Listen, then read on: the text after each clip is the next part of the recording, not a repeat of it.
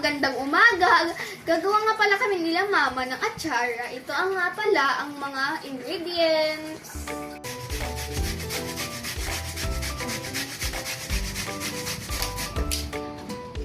Ganito po ako mag-slice.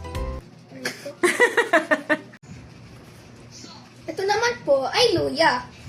Ito nga pala ang bawang. At ito ang ating bell pepper. Masyadong bata pa po ako magluto.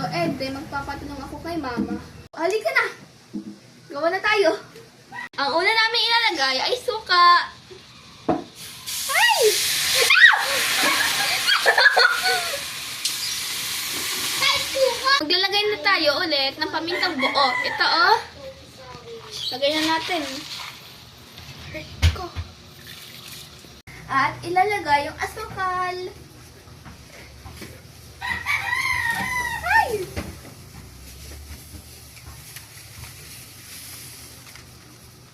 Mag-add ka ng red sugar.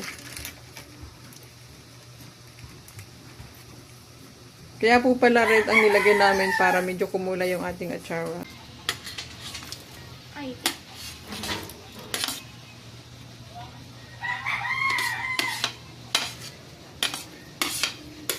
At yung sibuyas ay Hindi sibuyas yan, bawang.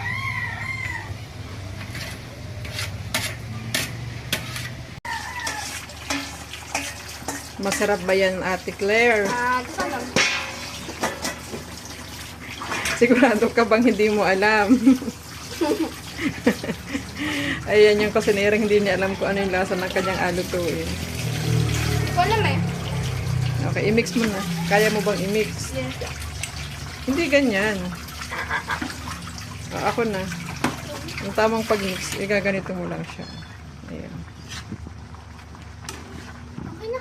Okay, malapit nang maluto ang... Ito na po ang aming atsara. Ano po? Ito na po yung mukha niya. Final touches.